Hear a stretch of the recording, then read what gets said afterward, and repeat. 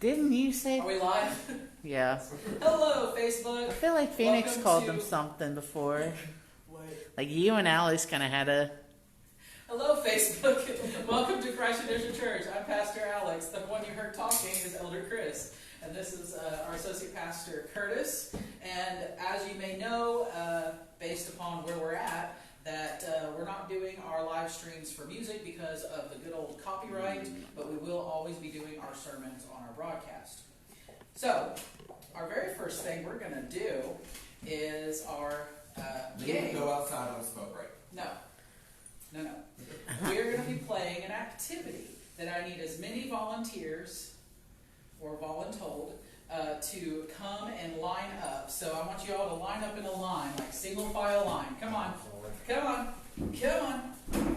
It's going to be fun, I promise. You don't have to do it if you're like freaked out, but I need at least one other person. I was prepared to be victims. Okay. So face this way. Everybody face this way. All right. So the game is called Telephone Charades. Oh, God. So basically, I am going to go behind here. I'm going to whisper in Phoenix's ear and tell him to act out something. And you guys cannot see it. So what's happening, as soon as he acts it out, you turn around, you watch him act it out, and then you tap her on the shoulder, you act it out for her, and then she has to guess what the heck it was. Okay? We're going to do a practice round. Okay. Huh? You give me the I hard did. We'll have you guys split here in a minute. It's just so exploited. Okay. Okay. All right. So you tap Curtis's shoulder. You don't want Okay. it. All Okay. right. Now you got to tap Joy's shoulder. I feel like Michael Jackson. Okay. What do you? Jesus on the cross. Yeah. Okay. That was easy. I literally did Jesus on the cross. Okay. Turn around the other way. Oh, boy. And now it's Joy's turn. Hey, I'm in the middle, I guess.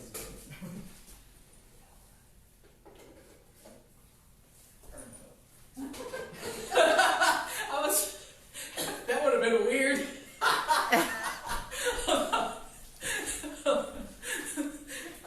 I kind of combined two things by accident. I'm like, I think you broke Joy.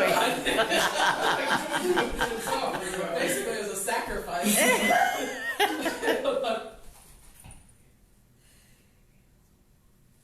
Okay, so you tap Curtis's shoulder.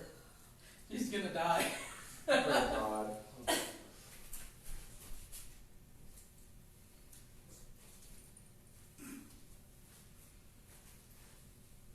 Good Lord, you made this complicated. Yes. Oh, I get it. Uh-huh. Okay. Your turn. Now tap Phoenix.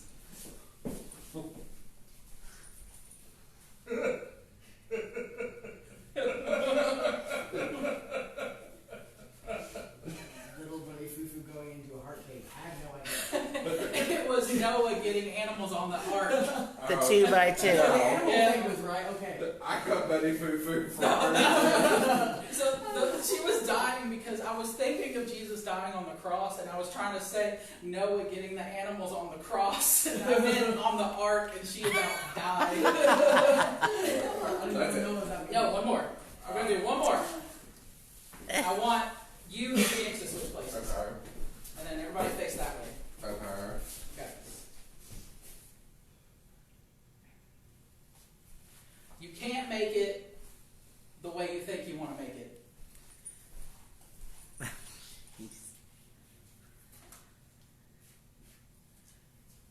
Okay, I got it.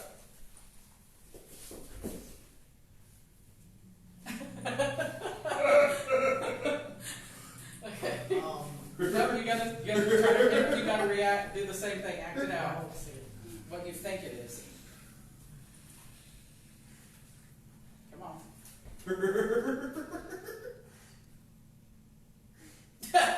What? I don't know. That was the Virgin Mary.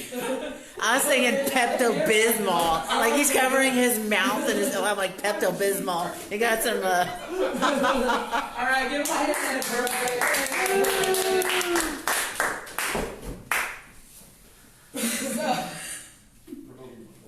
So, that's what I was like, Joy, about broke Joy, I'm pretty sure.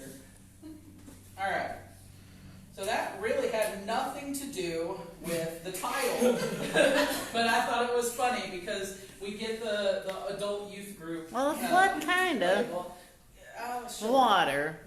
Drowning. I don't know. Dying because Joy almost died. I don't know. But today's message is don't drown in the eye of the storm. And we're going to go back to that, but we want to talk about what do you think the eye of a storm is? Multiple depression episodes, big decisions I gotta make, bipolarism. Okay, sure. In a Not more roller coaster. literal sense, like the legit eye of a storm. Like there's a storm. Oh, it's calm while everything's going wrong. Yeah. So by definition, it is a region of mostly calm weather at the center of a tropical cyclone. But I love that you're going that direction because it goes in line with the message of you've got a lot of stuff circling around you, and you might feel like you're in the center of it right now, and you don't know what's going to happen, where it's going to go. Up and down the roller coaster. Roller coaster, yep. What is the thing you do? Woo! I started charging them a $3 admission every time I go up the roller coaster. Just so they're going to experience I don't it. like roller coasters. I'm just That's why we're almost broke. No. Yeah. So, I got today's message after a lot of prayer because the last couple weeks have been HE double hockey sticks in regards to mental health for so many people, for myself. And Monday and Tuesday I had severe insomnia, so I even was having panic attacks. I thought I was dying. I felt like I was having a heart attack, heart palpitations. Like it was just so stressful, and I couldn't figure out where it was coming from. And so I reached out to everybody. I'm like, what do you need prayer for? What's going on with your life right now? And eventually I found out there was a person who reached out to me, and it like cleared as soon as I talked to that person. While I was going through the panic, I was laying in bed because it was insomnia. I said, okay, God, well, it's me and you right now because apparently I'm not sleeping. And I said, what do you want me to give this message for? How can I give a message and encourage people when I feel like I'm drowning, when I feel like I can't do anything to help people, to help myself even? How could I be a minister to people that are going through such horrors and fear right now? How could I do that?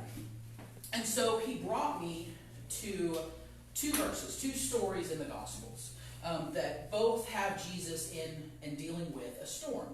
The first one I want us to look up is Mark chapter 4, verses 38 through 40.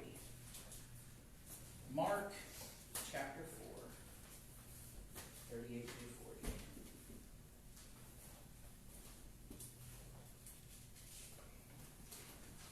You want to read it?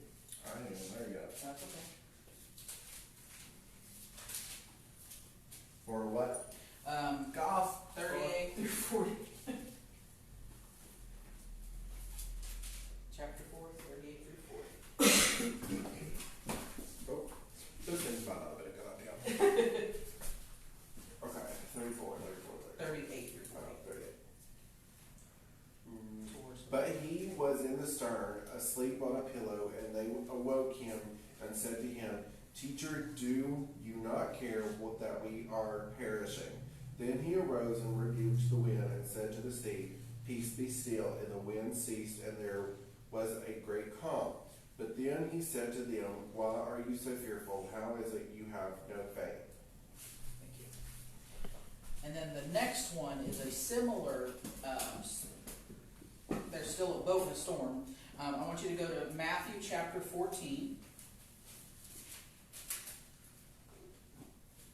And we're going to be looking at verses 22 through 33.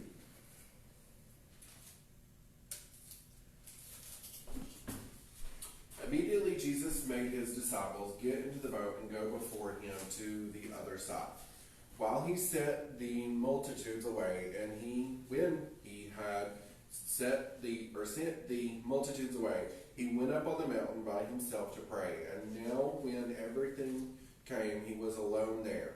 But the boat was now in the middle of the sea, tossed by the waves, for the wind was contrary. Now in the fourth watch of the night, Jesus went to them walking on the sea. And when the disciples saw him walking on the sea, they were troubled, saying, "It's a ghost," and they cried out in fear. But immediately Jesus spoke to them, saying, "Be of good cheer, it is, I do not be afraid." And Peter answered him and said, "Lord, if it is you, command me to come to you on the water." So he said, "Come." And when Peter had come down out of the boat, he walked on the water to go to Jesus. But when he saw that the wind was boisterous, he was afraid, and beginning to sink, he cried out, saying, "Lord, save me." You said 30 or 31? 33, just go to the end. And immediately Jesus stretched out his hand and caught him and said to him, "O you of little faith, why do you doubt?" And when they got into the boat, the wind ceased. Then those who were in the boat came and worshipped him, saying, "Truly you are the Son of God." When they had crossed over, they came to the land of... You said it though. Sorry, mine is chopped up differently than yours. Okay. So, we have two storm stories in the gospel. We've got one where he's asleep in the boat, and the other one where they see him walking on the water. So, two different accounts of different storm stories.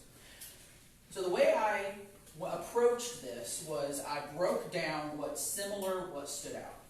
So, what is similar about these two stories? We can have everybody... What do you think is similar? Even if it's something I said already. The disciples were afraid in the storm. Okay, yeah. Struggling faith. Struggling faith, okay. What else was similar, do you think? Jesus' command Yeah. over nature. I kind of want to say fear of success. Do you get what I mean with that? Fear of getting through it. Yeah. Okay. So both involve boats, right? They were both leaving a crowd. And both involved disciples. Both had a windstorm. There was fear. Both were afraid, and both show Jesus' divinity because commanding of the elements. And both had the disciples in awe by Jesus' power. I wanted to kind of look at something. So there's two things I want to look here at: boat symbolism and the storm symbolism. So in the Bible, there is symbolism for a boat. It's usually seen as a vessel of some sort. Often you see, think of the Noah's Ark, and then you've also got the term ark that is also used for the basket that Moses has put in. And you could see symbolism here with there being a boat that's housing the people that follow Jesus. Also, the other story where he's literally in the boat. There is a vessel of salvation representing the church for righteous people, the believers. There's a safe passage of the storm of this life with Christ as the pilot. That's more all symbolic. And then you've got the storm, and there's two views on storm symbolism in the Bible. You've got the power of God in hardships, and then the other one is strength and resilience in the face of trials.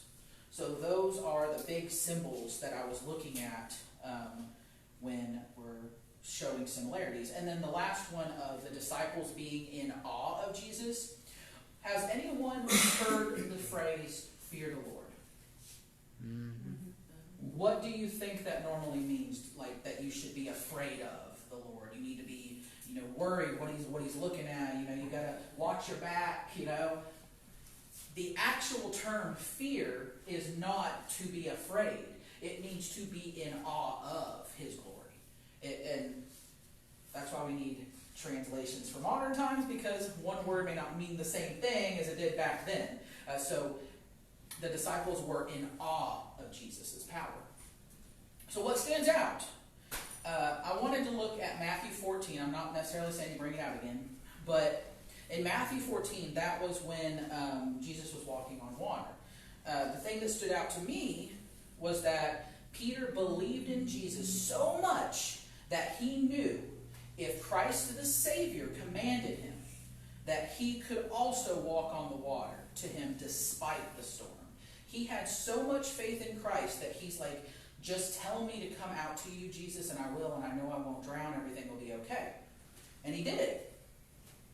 But what happened? So he's out on the water.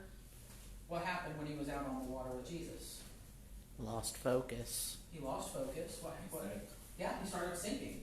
He started drowning because he stopped focusing and trusting Jesus, and he became distracted by the storm, and he started to sink. So a lot of people want it to be about this faith issue, but I was getting there was a distraction that happened. He lost focus. How many times, as good, Christians that we are, we go through stuff, and then people say, well, that's because you're not a good Christian. That's because you don't believe good enough. That you're having mental health crisis because your faith is lacking in some way. Rather than the environment or the situations cause us to have that distraction by the storm, and it's going to, I'm not saying don't see a doctor that has mental health, but oftentimes we can become distracted and overwhelmed by the storm that we can't see anything else. And it causes us to sink. In Mark chapter 4 is a little different. The disciples were terrified, and they cried out to Jesus, who was sleeping during the storm. It looked like he was sleeping anyways. And they said, "Teacher, do you not care that we are perishing?" That line stood out to me, because how many times have we felt like we were abandoned by God?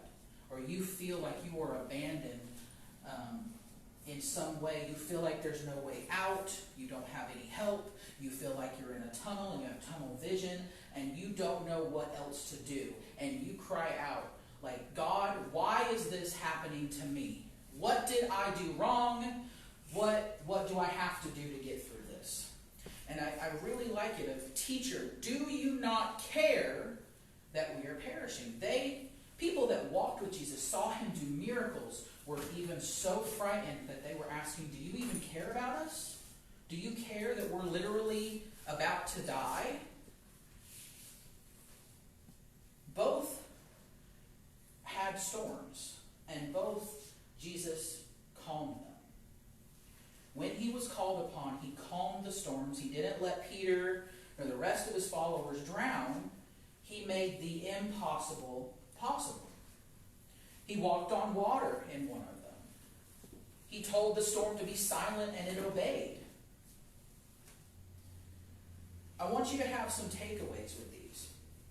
So, both stories give us an insight into Jesus and how he works in the storms of our lives. One is that even if it seems that Jesus is absent or asleep in our lives, he is still there, even when it feels like you're alone. Even in the quiet at night, where you feel all of the day and all of the weeks and all of the things that have happened in the last couple of weeks are just building up, and now you're experiencing all of it. Even in those moments, he is still standing with you. He may not take it away. He tells people, you're going to be going through stuff in life. I'm here to help you at least carry that load.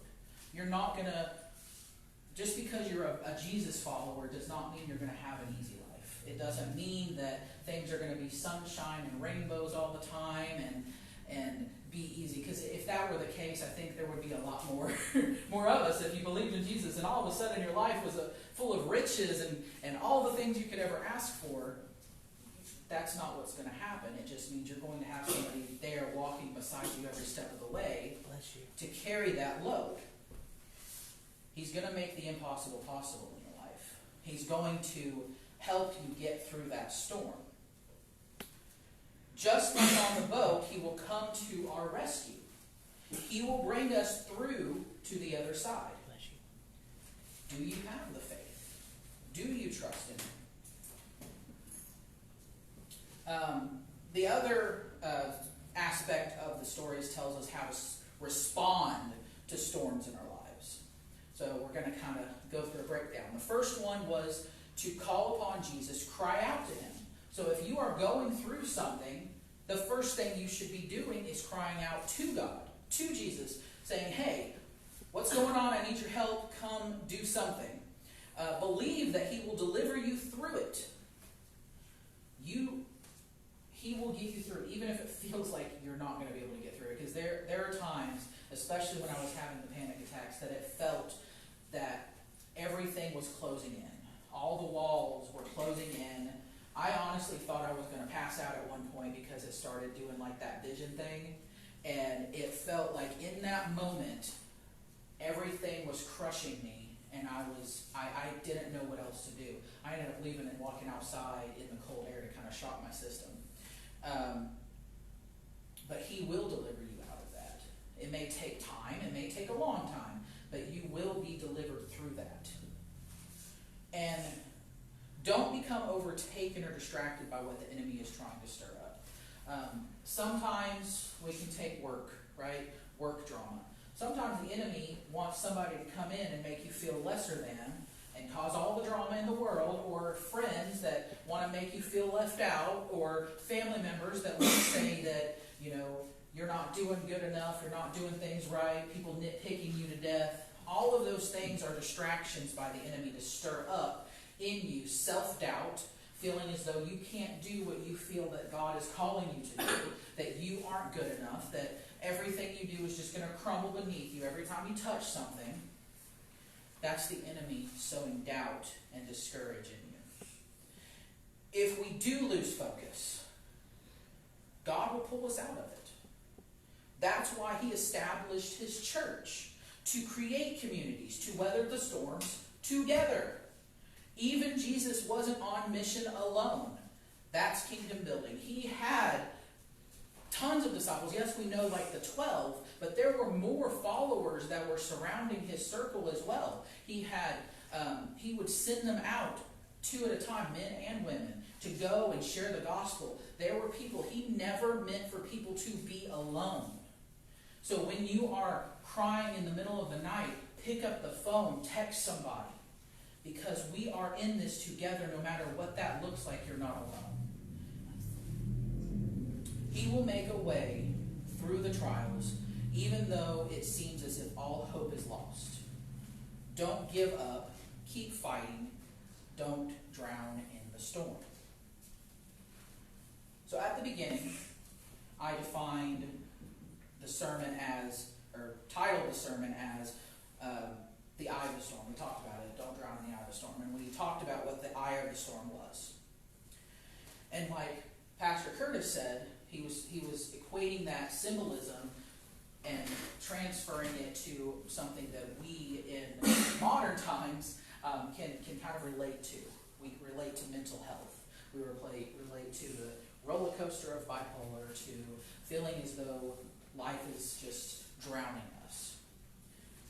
Sometimes we become so crippled in fear by the storm on the horizon that we become frozen by it.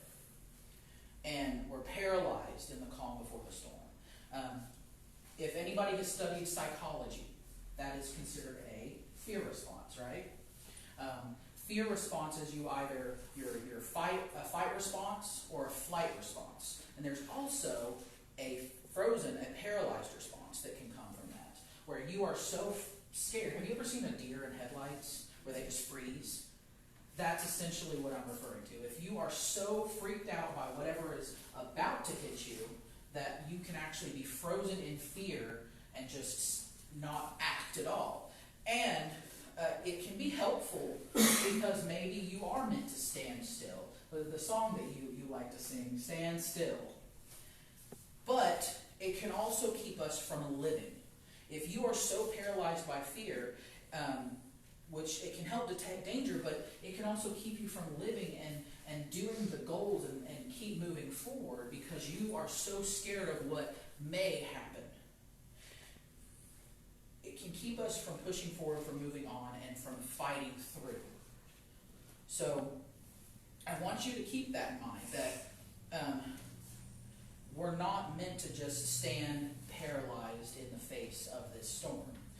And I mentioned earlier that Jesus doesn't always remove our trials. We see this throughout the Bible, that he gives people peace, he gives people strength, and he gives people motivation to withstand all that may come their way, but he's is not going to necessarily remove the trials completely. Sometimes you have to go through the process of the trial to be able to be a changed person, to be able to get the blessing on the other side. If someone hasn't been through it, I'm going to use you as an example. All the time you sit up here, it's your fault. So Curtis, how would he be able to reach people with Celebrate Recovery and all the recovery things? He's a CPRS now. How would you have been able to do that if you hadn't been through the recovery space? Now you can relate to people and your lived experience and share that with people, and it changed you into a different person than you were before. You became more compassionate. You became more connected and had more empathy for people that are going through trials where maybe you wouldn't have had that before. If someone has experienced homelessness, on the other side, once they get through that, they're going to have a deeper and sympathetic understanding of people that have experienced homelessness. If you have been ostracized and kicked out of your family for being yourself, you're going to be able, and you're on the other side of it now, you're able to look back and help people or see people that are struggling in the same things you're struggling with, help pull them out. It's not supposed to be a climbing on top of each other thing to get to the end of the road. You're meant to help pull each other with you, pull each other out with you. Again, that's kingdom building. So I know this was kind of a quick sermon, but I want to kind of bring us to a close here. I want you to keep these points with you as we go through the week. The first one is that you are not alone. You have us, and you have God at your side. You are not alone. And then the other one is Jesus will pull you through it. No matter how devastating it seems, you will get through it. Whether that's by the community that you connect with, the prayers that you pray, you will get through it. And the last thing is, don't let fear consume you. Don't drown. Keep moving, keep living, keep fighting.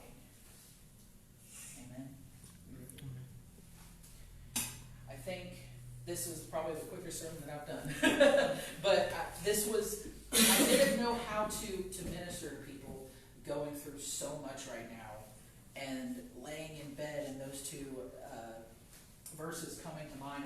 That's kind of all he did. Was I was praying, and then I got those two verses, and I'm like, okay, God, what do you want me to do with that? And by the process of praying and studying and researching, it came out of don't drown in the eye of the storm. So I'm going to hand it over after we say goodbye to Facebook. We'll see you next time. I'm going to hand it over to